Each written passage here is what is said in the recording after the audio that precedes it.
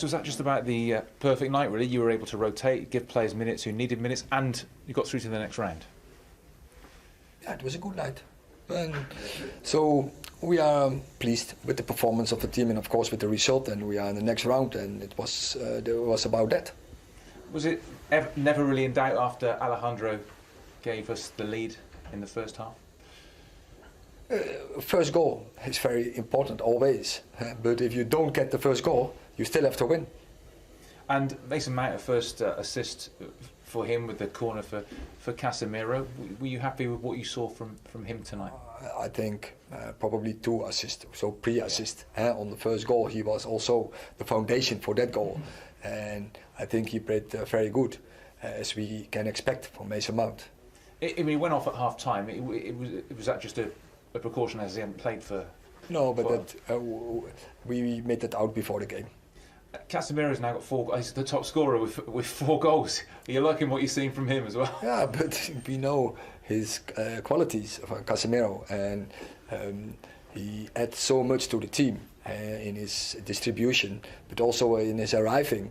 And now, of course, it's from a corner and with his heading, easy threat. But I think on the 3rd goal, he had the assist. Yeah, I mean, obviously strikers always live on goals, and Anthony Martial often running with a goal. Lovely finish as well from the ball. A brilliant finish, and very good.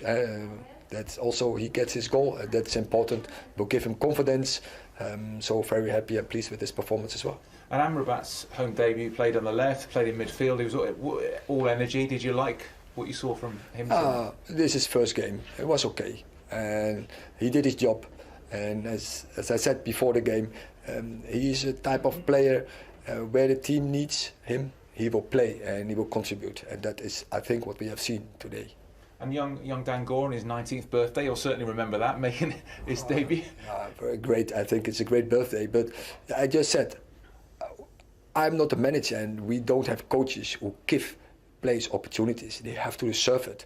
And once they deserve it, they get the opportunity, but then they have to prove it. And I think Dan Gore did, but also young players as Hannibal, Pelistri and Garnacho. But they have to do it every time again. And we are very critical, and they have to deserve it every day in training. And when the standards are too low, they will hurt from us, and we don't play them, because they have to train every day to the maximum. Just finally, is there any relevance between this game and the next game, which is the same opposition on Saturday, or is that a totally different thing? It's going to be a totally different game, totally different opposition, I'm sure. Thank you very much. You're welcome. Cheers, all the best. Well played, your first Manchester United start, your Old Trafford debut. Did it go just about as well as it could have? Yeah, I think it was a perfect night. We played very well. Most importantly, we won with 3-0. I played 1 hour, so I think a perfect night. When you sign for a club like Manchester United, is this one of the big moments you're looking forward to? Your home debut in front of the Old Trafford fans for the first time? Of course, I think since I'm a child, I worked for this very hard, my whole career, my whole life. And then, yeah, it's amazing to play here. I think today, Tuesday, and you see the stadium is full. It's fantastic. So did it live up to what you dreamed of as a kid? Exactly, yes. And how did you find that left-back position? Yeah, I told the manager, I play where you need me, where the team need me. Even it's like a goalkeeper, I play where I can help the team. Today it was left back, but I had a bit of free role. I think you saw also that I played a lot in the midfield. So yeah, it was nice. It was good. Yeah. So just tell us about that dual role, moving into midfield. It feels like you give the team quite a lot actually by tucking into midfield, helping the team dominate possession. Yes. I think you see, I like to touch the ball and to have the ball always. Of course, I'm not a left back who play from the line and wait there. So yeah, I think I try to give the team an extra option there, and I think today it was okay. But it sounds like moving forward, for it to be perfect, it's midfield for you, not left back. No, like I said, I play where the coach, where the team needs me. If it's left back, it's left back. Of course, I'm a midfielder. I prefer to play midfield, but I play again where the team need me. Yeah. What did you make of the team performance then? Yeah, I think it was a very good performance. Yeah, we won with 3-0. It's very important. I think we started against Burnley with a good and a very important win. and we showed a big character. Also today, we wanted to give the fans something to let them enjoy, and I hope we can continue like this. And how close for you was that to your maximum? Because you've had this back injury. How close to your best? How much more is to come? I'm not on the moment not on my best. I think it's normal because I had not a perfect preseason, less little injury. So I trained the last 2 weeks, 3 weeks, 2 weeks very, very hard to be again as soon as possible 100%. But I think at the end you need games, and if you play games you will be stronger and better. So like today it was an hour, it was good, and hopefully the coming weeks more. And last question, you've been here getting on for a month. Hasn't been the easiest time for the club, and I know you've been out injured, but what have your impressions been? Yeah, it was not the most easy time, but I think it's clear that United's a huge club, and it's clear that we need to win. The pressure is high, but we want this, and the coach, the manager said this every day, here you need to win, and that's what we want. So we push every day very hard, and hopefully we can win a lot and give the fans much more. Well done, well played. Thank you very much. Don't necessarily want to go overboard on a 3-minute interview, but when you are signing a player, you're looking for the character and personality as much as what they are as a footballer. And just that one line, I've worked very hard for this since I was a small child. And you think it obviously means something to it, and you could see that he had that physical presence about him. He's got that stature about him. As soon as we see him warming up there, you think, "Hey, the fella's got something." And he's played in a role today where we all wondered at left back. But he's drifted into the midfield area and give Crystal Palace lots and lots of problems because of the positions he picked up. I thought his reaction, Andros, when Patrick said, "And how did you find the left back role?" was as if he was going to say, "I was playing left back." but he was really intelligent on the pitch, wasn't he? Yeah, I think that it worked perfectly because obviously we spoke already about Manchester United targeting the switch. Options now, doesn't he, with Amrabat and Casemiro and Bruno Fernandes and Christian Eriksen and Mason Mount, who had 45 minutes. I think it's probably given the manager something to think about. I think he's proved that defensively he can deal with anyone in wide areas 1v1 defensively, and especially when, like Steve said, when Man United have got comfortable possession, when they're dominating games, to create that overload in midfield, to bring him inside alongside Casemiro, and Mount or an Eriksen to get beyond and create an overload in behind teams, definitely gives him another option, doesn't it? I think you need that quality. And to be fair to Man U, I know they've had a tough time over the previous few weeks, but they've had 5 or 6 missing big key players.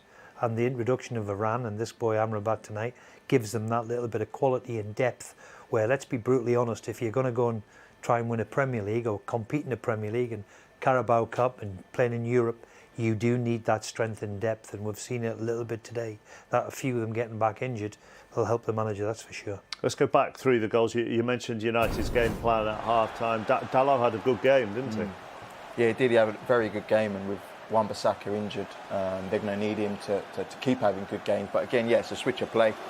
Third or fourth time they've done it in the game, and this one, Dalot and Pellistri linking up perfectly and really unsettling Crystal Palace. I think it was this one, Palace were perfect. It didn't allow them any space up until this goal. So this goal really did open the game up and swing it in Manchester United's favour. Yeah, he just switches off a little bit, doesn't he, which enables Dalot to get there. It's unlike him. Yeah, it's unlike how he he's honest. Does it. Yeah, he's honest. He does a great job for the team. Just switches off, like you said. It wasn't laziness or anything like that. The second goal coming from a corner, Mason Mount taking it, and Casemiro, as you said, didn't have to do that much, although it is a great header. Yeah, it's a great header, and he didn't have to do much. And I think that'll disappoint Roy as well a little bit, and Andy's team. That it's difficult enough coming here, but to concede set pieces, you don't mind if Man U open you up with a piece of individual skill, but to defend a set piece, I'm sure they'll be a little bit disappointed, and make sure for the weekend that doesn't happen again. Part of a very good evening for Casemiro. Might look at that a little bit later on, and he was instrumental as well, Andros, in the third. Yeah, his passing was absolutely incredible all night. It was a joy to watch. It was a clinic, and again, I think Nathaniel Klein got a lot of stick from Andy Hinchcliffe in commentary, but I think it was a bit unfair. You can see he checked twice already. He's looking. Yeah, he knows he has to stay up with the line. He's looked again. He's staying up with the 2 centre halves. In actual fact, it's Holding who's behind the line, and I think we'll see on the next replay he doesn't even react late. They react at the same time, but unfortunately, look. They both go at the same time, but unfortunately Martial is just a bit quicker than Nathaniel Klein and gets there before him. But yeah, it was a great ball in from Casemiro, which causes the problems. I don't think quality finish as well, mind you, with his wrong foot. You know, he's had his critics, Martial, over the years, but the one thing he is a really, really talented footballer, and to take that on your wrong side and stick it in the top corner, it's a fair, great finish. Are you caught just on? I mean, I know you're not a fullback, but when you're out wide and he's in that situation, you're caught between having to see where your man is and constantly looking across the line, are you? That's the thing, because yes, he's looking at his man. He's looked at him 3 times. We've seen that, but then he's got to look at Holden. He's got to look at Gahey and stay up with the line and not drop too deep, and then allow to play the other strikers on side. So he's constantly having to look one way and look the other way. And maybe for me, he should maybe change his body shape. Yeah. He should be having to look where he is. And if you look now, he's still got his back to him. When the ball's being crossed here, he's still got his back to him, so he doesn't know really where he is. He's coming on the outside or the inside. So if he opens up his body better, then he might be able to see him and deal with the situation a bit better. I mean, in all of that, it's still a very good goal.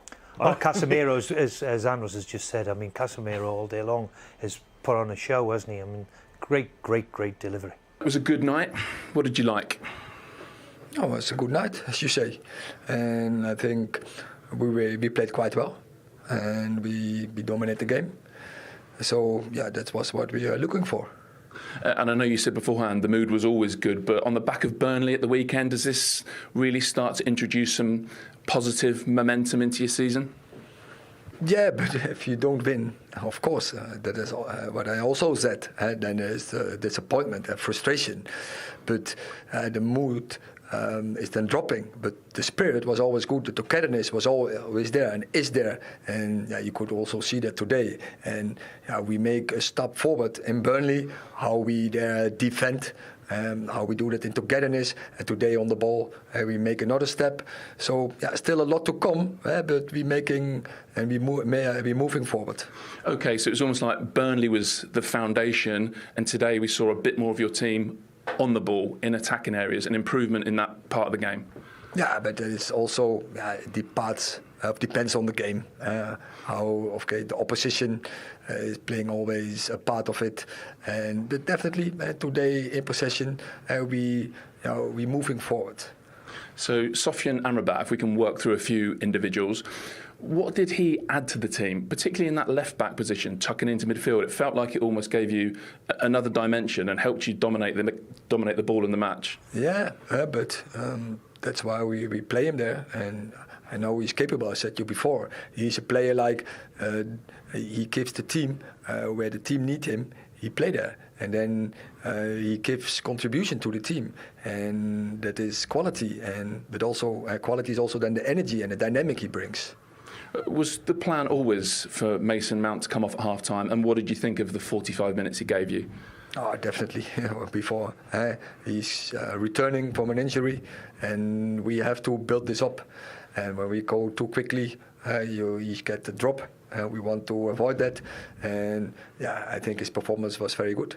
And to pick out another individual, Harry Maguire, I know you said beforehand he doesn't need to do anything to impress me, but it was a pretty flawless performance from him, wasn't it? He was very solid. And just as you can expect from Harry Maguire. What about some of the young players that played tonight? Anyone sort of particularly stand out for you? Anyone really catch the eye? No, I think we had many young players on the pitch, and you see they are progressing. And with me, you don't get the opportunity. You have to deserve it.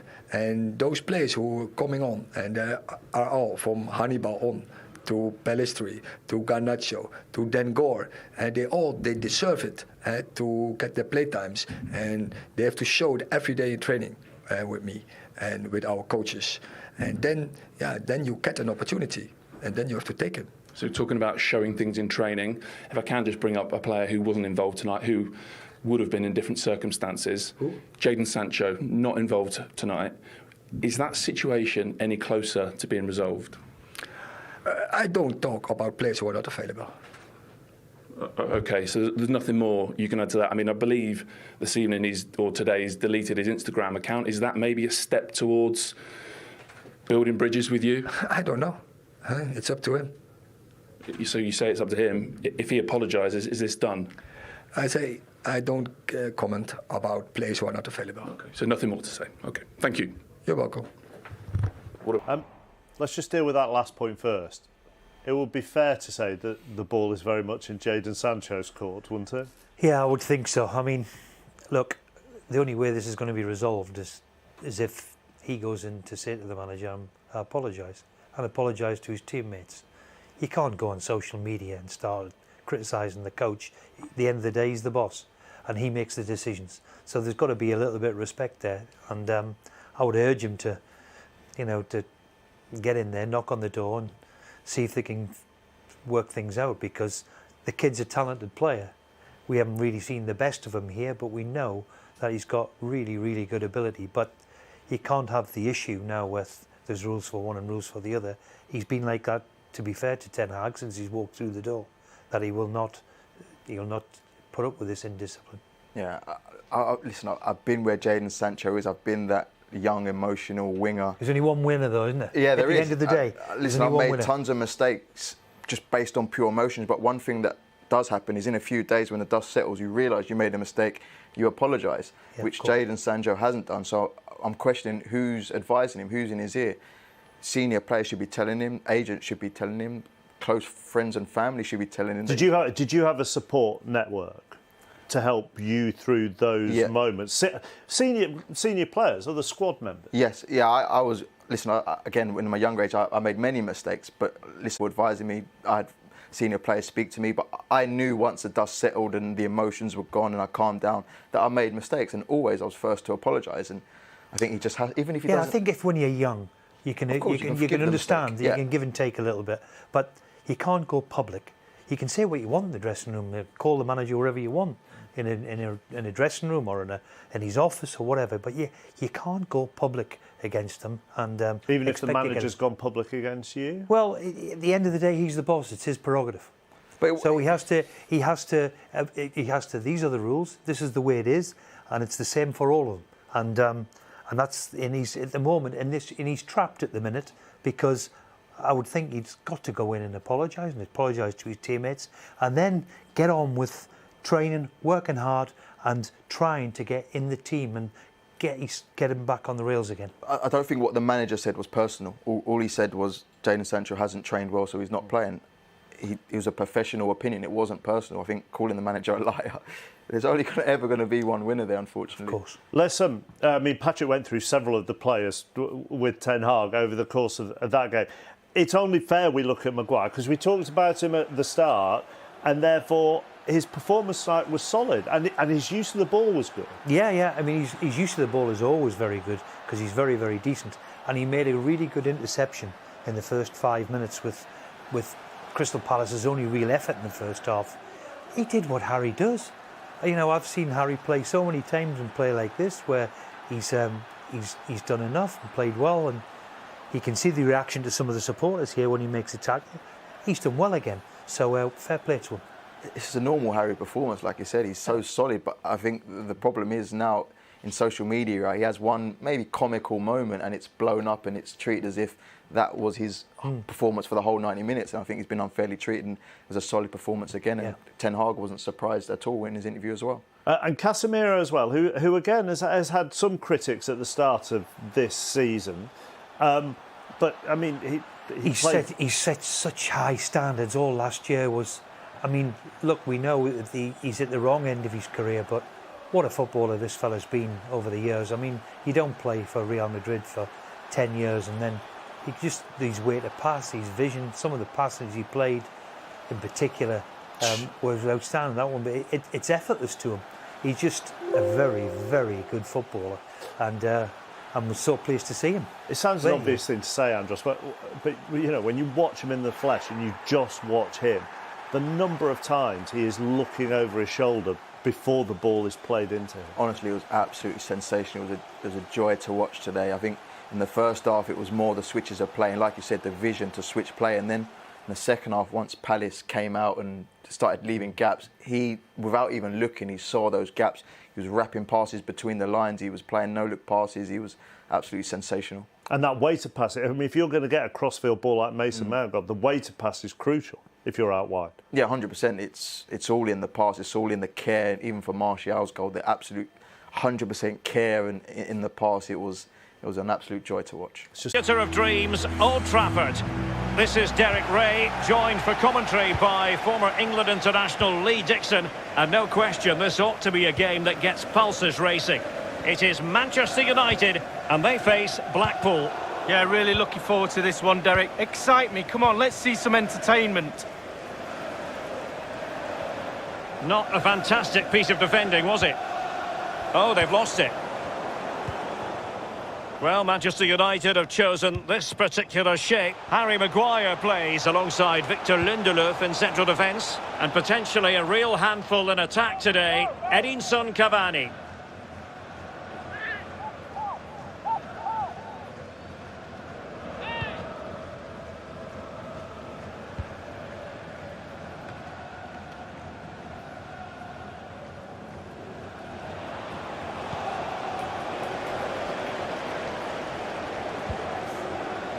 Ethan Robson.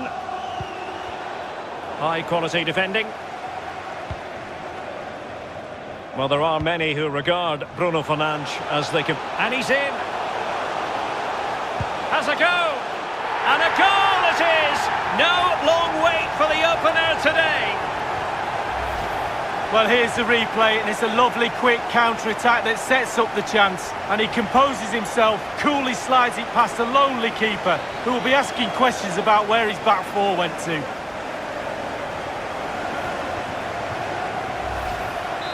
One 0 then. Number 7, Edinson Cavani.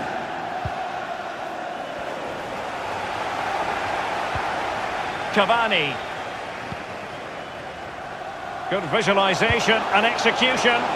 Rashford! Oh, they really should have a 2-goal cushion. Wow, he can't believe it, Derek. What a wonderful opportunity. You just wonder if they're going to live to regret that.